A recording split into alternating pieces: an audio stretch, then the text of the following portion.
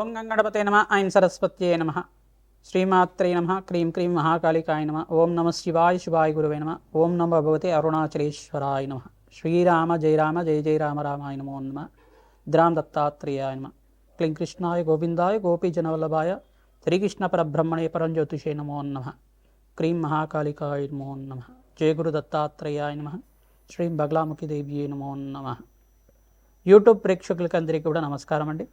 నేను పాలపర్తి గురునాథ శర్మ జ్యోతిష్యం వాస్తు సిద్ధాంతిని మీకంతా కూడా ఈ యొక్క గ్రహాల యొక్క స్థితిగతి కలియిక వాటి ప్రభావం అంతా కూడా జ్యోతిష్య శాస్త్ర ప్రామాణికంగా అంతా కూడా విశ్లేషణ చేయడం జరుగుతుంది. ఈ రోజున మనం చెప్పబోయే టాపిక్ ఏంటిదంటే ప్రధానంగా శనీశ్వరుడి యొక్క కారకత్వాలంతా కూడా విశ్లేషణ చేయడం జరుగుతుంది. ప్రధానంగా శనీశ్వరుడి యొక్క దోషాలంతా కూడా ఏ రకంగా ఉంటాయి మేషాది ద్వాదశ రాశుల వాళ్ళకి జన్మజాతకం ప్రకారంగా. ప్రధానంగా చూసుకుంటే శనీశ్వరుడు అంతా కూడా కర్మఫలదాతగా చెప్పడం జరుగుతుంది. శనీశ్వరుడు అంతా కూడా ఏలనాటి శని ప్రభావాన్ని ఇవ్వడం అనేది జరుగుతూ ఉంటుంది. ప్రధానంగా చూసుకుంటే ప్రతి ఒక్క జాతకుడికి అంతా కూడా జాతకరీత్యా కానీ గోచారరీత్యా శని సంచారం మేరకి ఏలనాటి శని ప్రభావం అనేది ఉంటుంది. అంటే ప్రధానంగా చూసుకుంటే ఏ స్థానంలో శని సంచారం అయినప్పుడు గోచారరీత్యా ఏ స్థానం అంటే తమ రాశి నుంచి వెనకాల రాశి దాన్ని లెక్కగా చేసుకోవాల్సి ఉంటుంది. మీ రాశి నుంచి ఉన్న వెనకాల రాశిని అంతా కూడా వ్యయస్థానం అంటారు.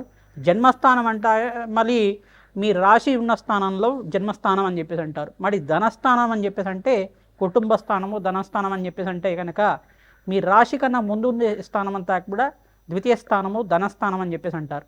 ఈ మూడు స్థానాల్లో కనుక గోచారరీత్యా శనీశ్వర సంచారం అంతా కూడా జరిగినప్పుడు మీకంతా కూడా ఏలినాటి శని ప్రభావం అనేది జరగడం జరుగుతుంది. తద్వారా మీకంతా కూడా గోచారీత్యా ఫలితాలంతా కూడా చెప్పడం జరుగుతుంది. ప్రధానంగా ఈ ఫలితాలంతా కూడా చూసుకుంటే జన్మజాతకం ప్రకారంగా ఉంటాయి కావున మీరు విశ్లేషణ చేసుకొని జాతకరీత్యా ఈ యొక్క జ్యోతిష్ సిద్ధాంతులతో మీరంతా కూడా పరిహారం అంతా కూడా ఆచరించడం వల్ల శుభ ఫలితాలు పొందడానికి ఆస్కారం ఉంటుంది.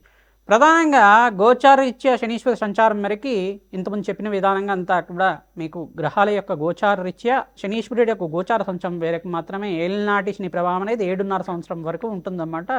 ప్రతి ఒక్క జాతకుడికి అంతా కూడా 2 సార్లు కానీ కొన్ని మంది జాతకులకి కనుక ఈ యొక్క వాళ్ళ ఆయుష్ ప్రమాణం బట్టి 3 సార్లు కూడా రావడం జరుగుతుంది.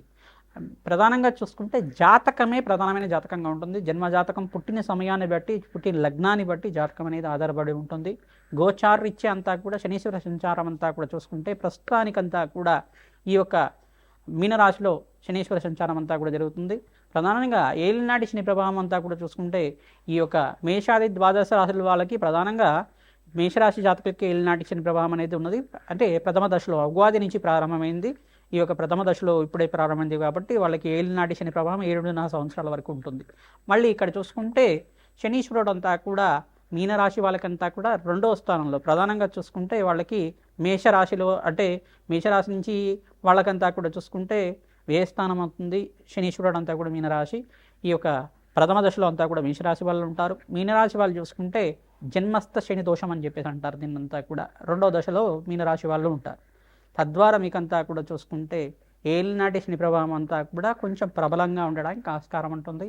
ఎటువంటి భయాలు అంతా కూడా పెట్టుకోవాల్సిన అవసరం లేదు. శనీశ్వరుడు అంతా కూడా ప్రశాంతమైన చిత్తంతో భగవంతుడు ఆరాధన చేసిన వాళ్ళకి, శ్రీరాముడి ఆరాధన చేసిన వారికి ప్రధానంగా శ్రీరామచంద్రస్వామి యొక్క నామస్మరణం మాత్రం చేతిని శ్రీరామ జయ రామ జయ జయ రామ రామ అనే నామాన్ని అంతా కూడా స్మరించడం మాత్రం చేతిని సకల గ్రహదోషాలు నివారణ అవుతాయి, పటాపంచలు అవుతాయి. ప్రధానంగా కోటి యజ్ఞాల ఫలితాలు ప్రధానంగా అగ్నిష్టోమ, వాజపన, శాంతపన, బ్రహ్మయజ్ఞాతి, శతశస్త్రాశ్వమేధ యాగాదులు కోటి యజ్ఞాల ఫలితం అంతా కూడా భగవంతుడి నామస్మరణ మాత్రం చేతనే వస్తూ ఉంటాయి. మీరు ప్రధానంగా చూసుకుంటే మనోవాంఛలంతా కూడా తీరాలి. ప్రధానంగా ధార్మికమైన జీవితం జీవిస్తూ ప్రతినిత్యం కూడా భగవంతుడు ఆరాధన చేస్తే శనీశ్వర దోషం అంతా కూడా ఎటువంటి ప్రభావం లేకుండా ఉంటుంది. ధార్మికమైన జీవితం జీవించాలి. ధర్మపదంగా జీవితాన్ని జీవించడానికి ప్రయత్నం చేయాలి. ప్రతి విషయంలో కూడా ధర్మపదంగా జీవితాన్ని నడవడిక అనేది ఉంటే కనుక అమ్మవారి అనుగ్రహం వల్ల మీకు అంతా కూడా మంచి జరగడానికి ఆస్కారం ఉంటుంది. సకల గ్రహదోష నివారణకంతా కూడా మీకు పరిష్కారం చెప్పడం జరుగుతుంది. ప్రధానంగా ఈ యొక్క మీనరాశి వాళ్ళకి 2వ దశలో ఉంటుంది. కుంభరాశి వాళ్ళకంతా కూడా 3వ దశలో ఏలినాటి శని ప్రభావం అనేది ఉంటుంది. ఈ గ్రహదోషాలంతా కూడా నివారణ అవ్వాలి అంటే కనుక ప్రధానంగా కాలభైరవ స్వామి ఆరాధన విశేషంగా చేసుకుంటూ ఉండాలి. ప్రతినిత్యం కూడా ప్రతి మాసంలో మీరు పౌర్ణమి లేదు అమావాస్య వేళల్లో కానీ, మరి అష్టమి నవమి తిథుల్లో కానీ, ప్రధానంగా శనివారం వేళల్లో కానీ రావి చెట్టు వేప చెట్టు ఉన్న ప్రాంతం దగ్గర ఈ యొక్క నువ్వుల నూనెతో దీపారాధన చేసి అక్కడ పిప్పలాద ఋషి ప్రోక్త శని స్తోత్రం అనే స్తోత్రం ఉంటుంది. ఆ స్తోత్రాన్ని అంతా కూడా ప్రతినిత్యం కూడా పఠనం చేసుకోవడం, పిప్పలాద ఋషి యొక్క నామస్మరణ మాత్రం చేతిని ఏలినాటి శని ప్రభావం అంతా కూడా నివారణ అవుతుందని చెప్పేసి వరమించారన్నమాట. ఈ యొక్క తద్వారా పిప్పలాద ఋషి యొక్క చరిత్రనంతా కూడా పారాయణం చేసుకోవడం, వెంకటేశ్వర స్వామి వారి ఆరాధనతో మీరు పిండి దీపారాధన అంతా కూడా ఆచారం మేరకి మీకు అదంతా కూడా ఇంట్లో పిండి దీపారాధన అంతా చేసి వెంకటేశ్వర స్వామి వారి యొక్క నామస్మరణ చేసుకోవడం, గోవిందనామాలు కానీ అష్టోత్తరనామాలు కానీ తులసిమాల సమర్పించి అంతా కూడా తులసితోటి అష్టోత్తరనామాలు అంతా కూడా ఆచరించడం వల్ల ఏలినాటి శని ప్రభావం పోతుంది. తద్వారా మీకంతా కూడా ఆనందమైన జీవితం జీవించడానికి అష్టైశ్వర్య ప్రాప్తి కలగడానికి ఆస్కారం ఉంటుంది. కర్మఫలదాత శని అంతా కూడా ప్రధానంగా చూసుకుంటే శనిశ్చరాయ నమః, నిదానంగా నడిచేవారు అని చెప్పేసి, మందగమనుడు అని చెప్పేసి చెప్తారు. ఛాయా మార్తాండ సంబోధుడిగా చెప్పడం జరుగుతుంది.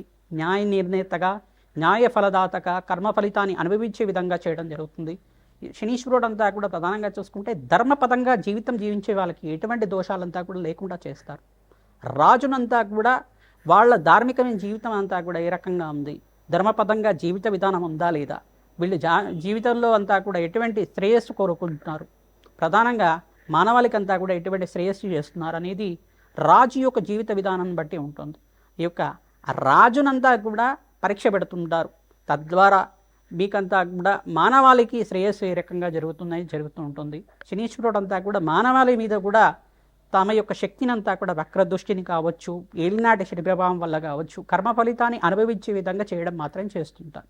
ఎప్పుడైతే కనుక భగవంతుడు ఆరాధన, శనీశ్వర అభిషేకాలంతా కూడా ఆచరిస్తూ ఉంటాం, పరమేశ్వరుడు అభిషేకాలంతా కూడా ఆచరించడం వల్ల సకల గ్రహదోష నివారణ అవుతుంది. మీరు చేసుకున్న కర్మ ఫలితాన్నంతా కూడా దుష్కర్మలు ఏమైనా పూర్వజంలో చేసుకుని ఉంటే తెలిసి కానీ తెలియకుండా కానీ సకల గ్రహదోష నివారణ జరుగుతుంది, సకల పాప విముక్తి అవుతుంది, సకల పాపాలంతా కూడా పటాపంచలు అవ్వడానికి ఆస్కారం ఉంటుంది. ఈ యొక్క స్తోత్రాలంతా కూడా పఠనం చేసుకుంటూ ఉండాలి. శనీశ్వర ఈ యొక్క కవచాన్ని ప్రతినిత్యం కూడా పారాయణం చేసుకోవడం, హనుమత్ కవచాన్ని పారాయణం చేసుకోవడం వల్ల, ప్రధానంగా సుందరాకాండ పారాయణం అంతా కూడా ప్రవచనంలాగా ప్రతినిత్యం కూడా వినడం వల్ల తద్వారా మీకంతా కూడా శనీశ్వర దోష నివారణ జరగడానికి ఆస్కారం ఉంటుంది. ప్రధానంగా బాలకాండని, రామాయణంలో బాలకాండనంతా కూడా వినడం వల్ల మీకు సకల గ్రహదోష నివారణ అవడానికి ఆస్కారం ఉంటుంది. సీతారాముల కళ్యాణ ఘట్టానంతా కూడా ప్రతినిత్యం కూడా పారాయణం చేసుకోవాలి. ప్రధానంగా సీతారాముల కళ్యాణం అంతా కూడా ఏ రకంగా జరిగిందని ప్రవచనంలాగా వింటూ ఉండడం వల్ల ఏలినాటి శని ప్రభావం అంతా కూడా నివారణ అవుతుంది, సంతాన అభివృద్ధి కలుగుతుంది, సత్సంతాన యోగం కలుగుతుంది, శీఘ్ర కళ్యాణ యోగం కలగడానికి ఆస్కారం ఉంటుంది, వంశాభివృద్ధి కలగడానికి ఆస్కారం ఉంటుంది, అష్టైశ్వర్య ప్రాప్తి కలగడానికి ఆస్కారం ఉంటుంది.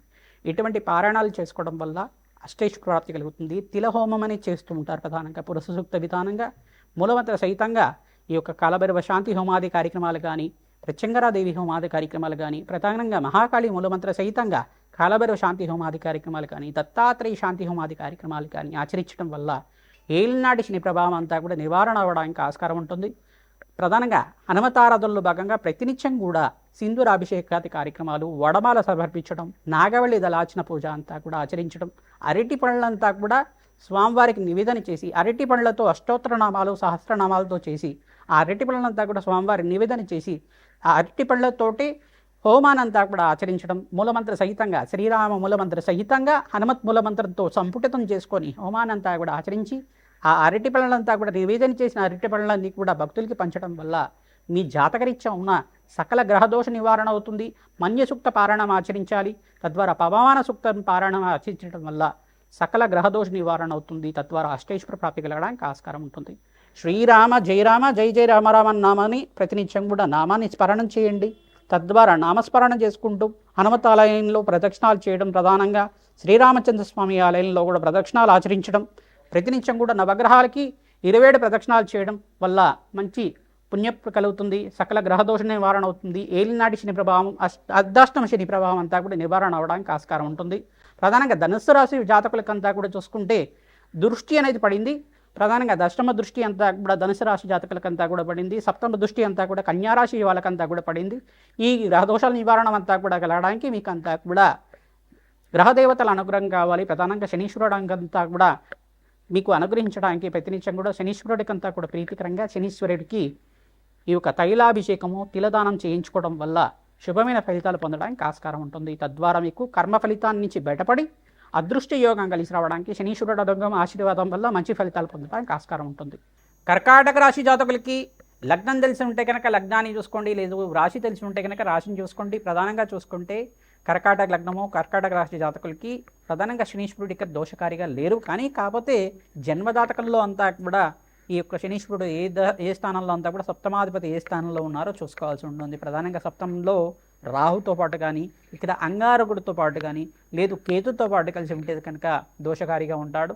ప్రధానంగా చూసుకుంటే శనీశ్వర భగవానుడికి అంతా కూడా ప్రీతికరంగా తైలాభిషేకం ఆచరించడం, హనుమత్ దేవాలయంలో ప్రతినిత్యం కూడా వడమాలలు సమర్పించడం, ప్రధానంగా చూసుకుంటే పూర్వభద్ర నక్షత్రం రోజు కానీ ఈ యొక్క ఆదివారం రోజు కానీ మరి గురువారం రోజు కానీ శనివారం రోజైనా కానీ ఈ యొక్క సకల గ్రహదోష నివారణ కోసం అని చెప్పేసి ఈ యొక్క సింధూర అభిషేకాది కార్యక్రమాలు ఆచరించడం, ప్రధానంగా మన్యయుక్త పారణం అంతా కూడా వేద పండితులతో ఆచరించడం వల్ల ప్రతినిత్యం కూడా ఈ యొక్క అరటి పనులు నివేదన చేసి భక్తులకు పంచడం వల్ల హనుమతే శ్రీరామదూతాయ నమః, ఓం హనుమతే శ్రీరామదూతాయ నమః, ఓం నమో భగవతే హనుమతే శ్రీరామదూతాయ నమః అనే నామాన్ని ప్రతినిత్యం కూడా జపాన్ని ఆచరించడం వల్ల సకల గ్రహదోష నివారణ అవడానికి ఆస్కారం ఉంటుంది.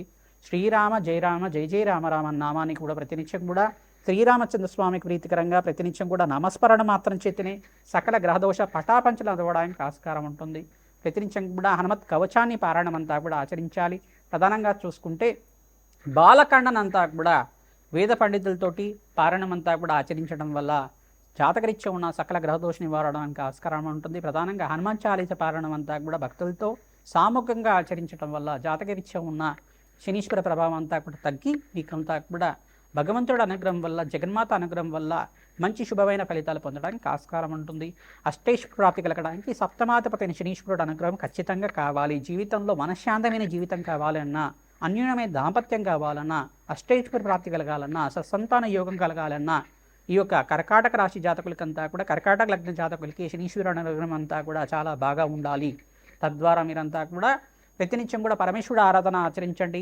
ప్రధానంగా లక్ష్మీ నరసింహస్వామి ఆరాధన ఆచరించడం వల్ల సకల గ్రహదోష నివారణ అవుతుంది. అష్టైశ్వర ప్రాప్తి కలగడానికి ఆస్కారం ఉంటుంది. కూష్మాడ దానం అంతా కూడా బ్రాహ్మణత్వం దానం చేయడం, నల్లనములు దానం చేయడం వల్ల మీకంతా కూడా మంచి ఫలితాలు పొందడానికి ఆస్కారం ఉంటుంది. జాతకరీత్యా దోషానికంతా కూడా పరిష్కారం ఆచరించాలి. చండీ హోమాది కార్యక్రమాలు తరచుగా చేసుకోవడం వల్ల అష్టైశ్వర ప్రాప్తి రాజయోగ ప్రాప్తి కలగడానికి ఆస్కారం ఉంటుంది. తం శనీశ్వరాయ నమః, ధ్రాం దత్తాత్రేయాయ.